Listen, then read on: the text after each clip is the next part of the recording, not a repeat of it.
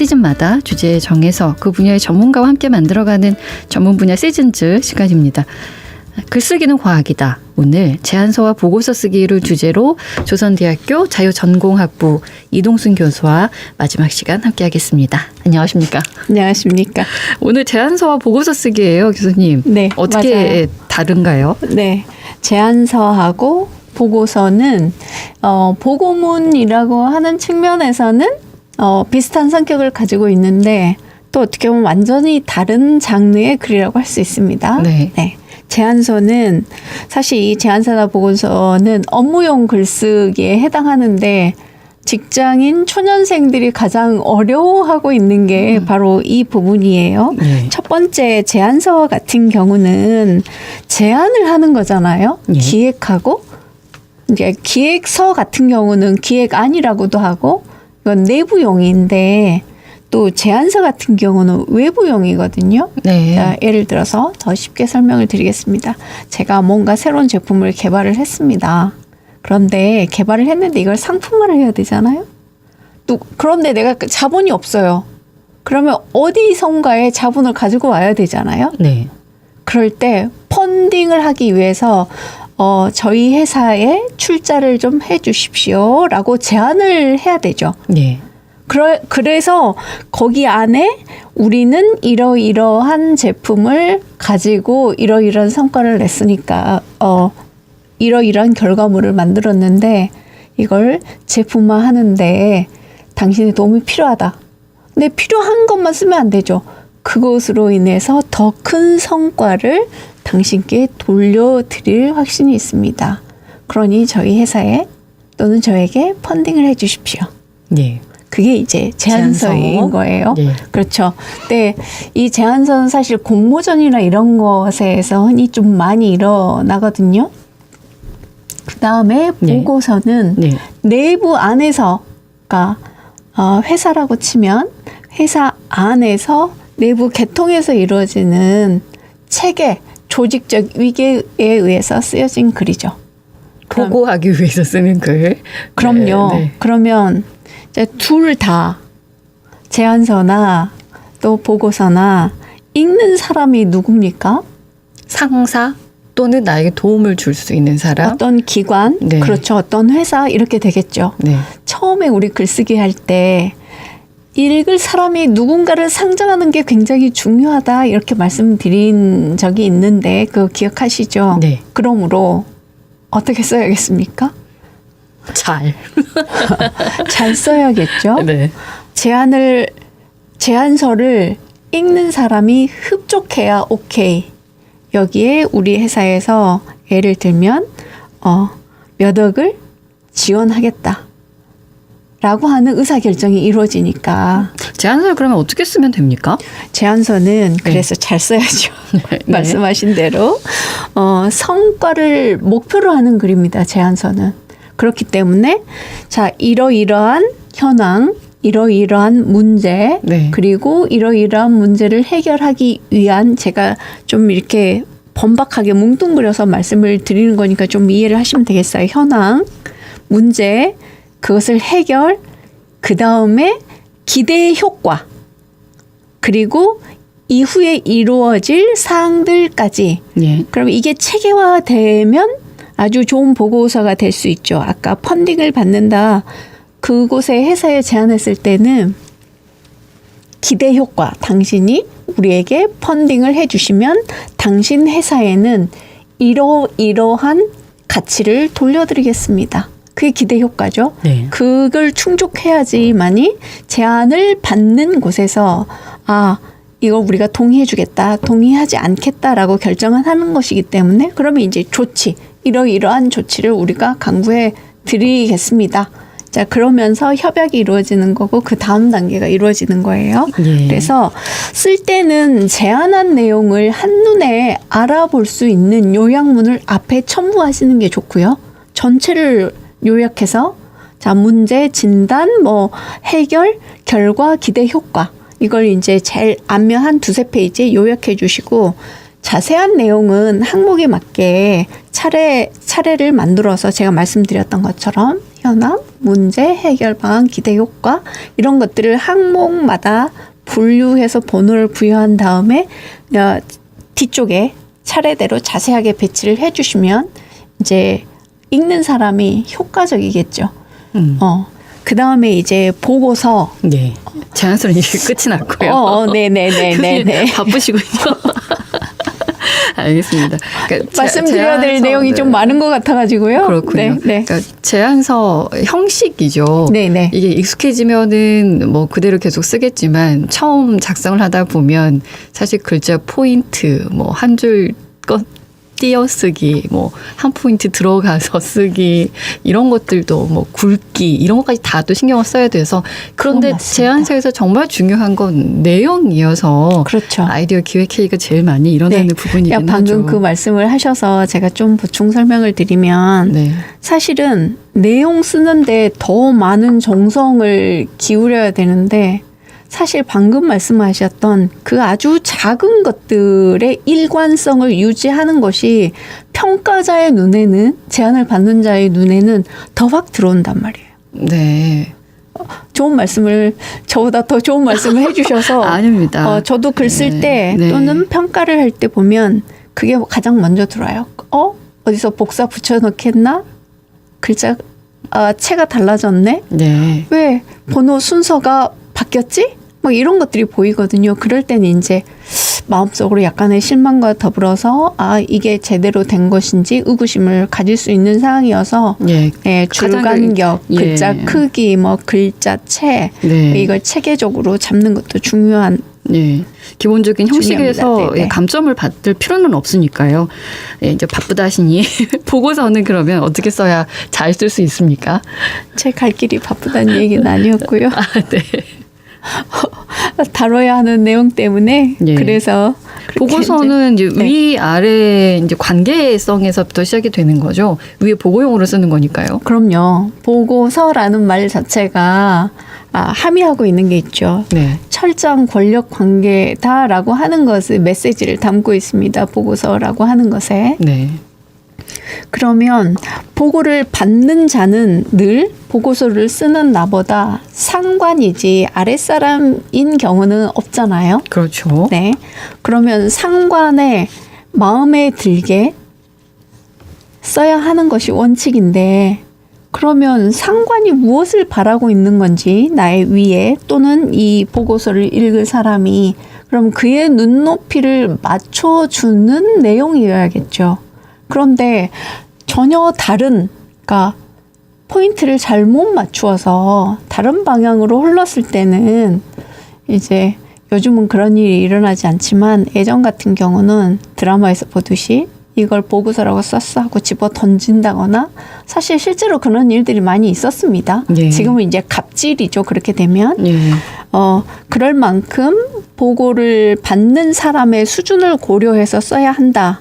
특히 보고서는 업무용이기 때문에 더더욱이 그렇습니다.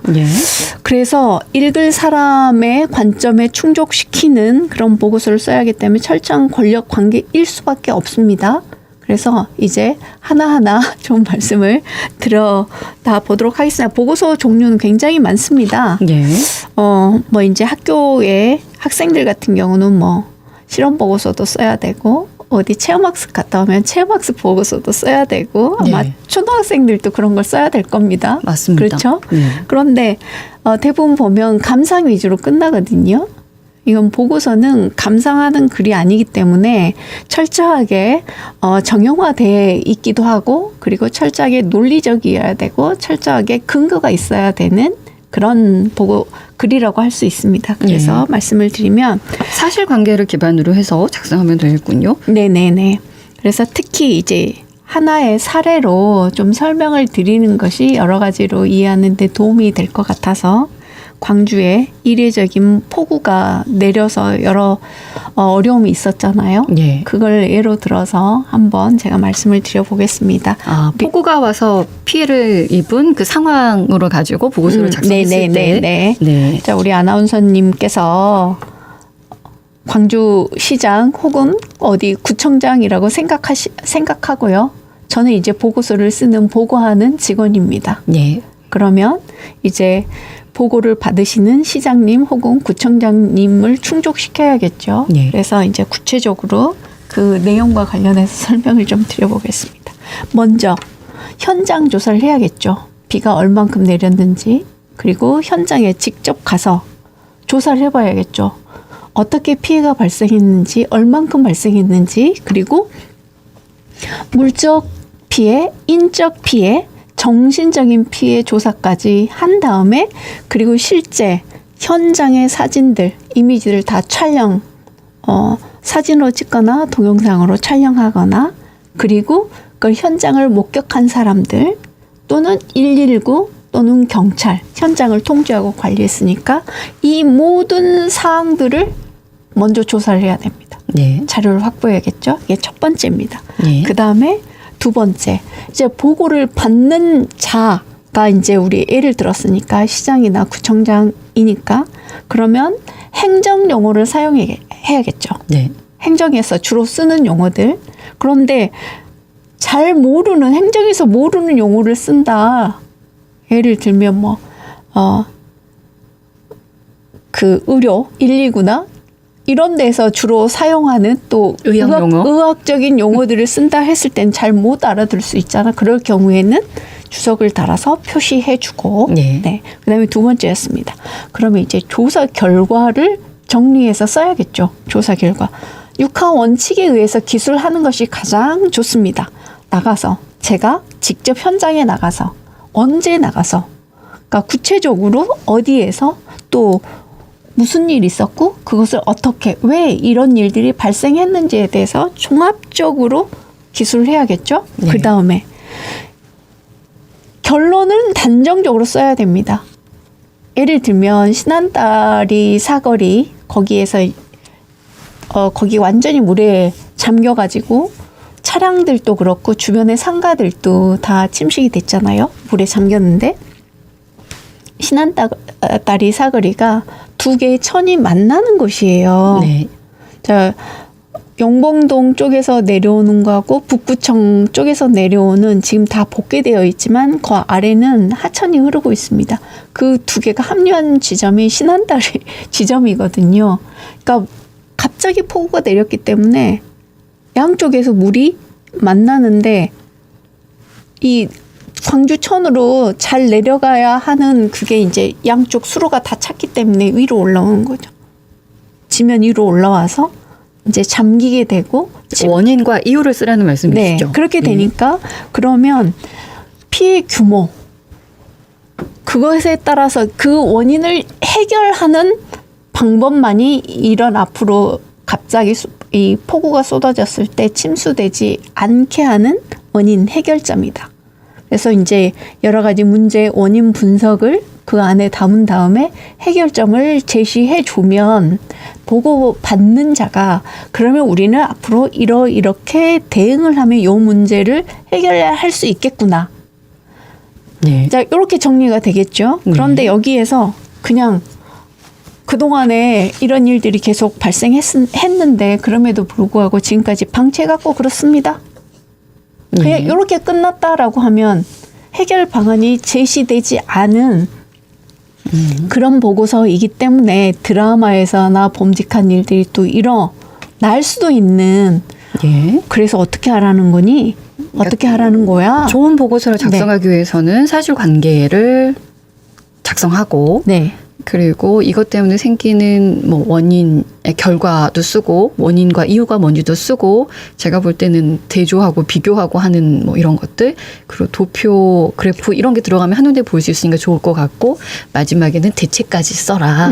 이게 좋은 네, 그렇죠. 보고서 작성 것이다. 그리고 실제로 네. 이제 피해 사례는 앞에 영상이나 제가 말씀을 드렸는데 네. 일단 본문에 다 넣지 못한 자료는 뒤에 첨부 파일로 첨부해 주시는 것이 훨씬 도움이 많이 되겠죠. 예.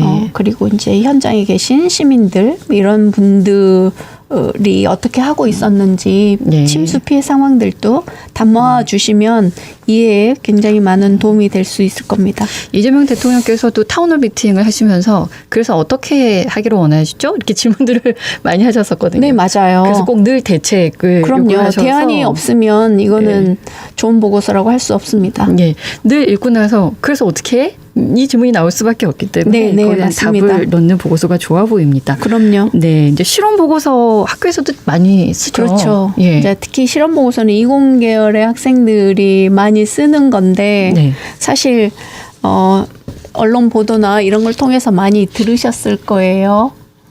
이제 우리나라를 대표하는 모 대학의 연구자가 데이터를 조작해서 국제적인 망신을 샀었던 일들이 있었잖아요. 그래서 이 실험 보고서를 작성할 때는 모든 것들을 하나하나 다 기록으로 남겨둬야 돼요. 예. 실험 보고서를 쓰기 위한 전제 조건입니다. 네. 실험을 하는 이유, 그리고 목적, 이걸 기술한 다음에 실제 실험을 하게 되잖아요. 자, 어떤 이론에 근거해서 이런 실험을 했다. 실험하는 모든 전체의 과정, 기록하고 촬영하고 그리고 그 실험의 결과도 어떻게 나왔는지 예. 일일이 모든 것들을 기록해 두어야 됩니다. 예. 그 다음에 그것 실험의 의미 그리고 실험의 성과 이것들이 보고서 안에 담길 수 있도록 해주셔야 되는데 예. 실험하는 날짜라든가 같이 공동 실험하는 사람들까지 모든 것을 기록으로 남겨둬야만 신뢰성 있는 보고서를 쓸 수 있습니다. 예. 그리고 농담 삼아 너 T야라고 하지만 정말 T가 되어서 모든 것 하나하나를 다 기록해야만 네. 좋은 보고서가 될 수 있는 겁니다. 네네네. 예, 오늘 제안서와 이제 보고서에 대해서 알아봤습니다. 저희가 앞에서도 말씀드렸듯이 오늘이 마지막 시간이어서 교수님과는 꽤 오랫동안 저희가 함께 했거든요. 네. 함께 한 소감이랄까? 마지막 인사해 주시죠. 네.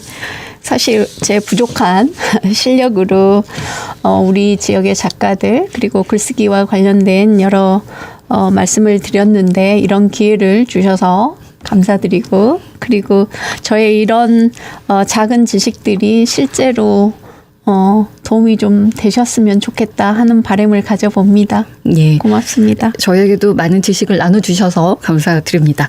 조선대학교 자유전공학부 이동순 교수와 함께했습니다. 고맙습니다. 감사합니다. 언제 어디서나 내 손 안의 뉴스. 광주 MBC 뉴스 유튜브 구독으로 함께하세요.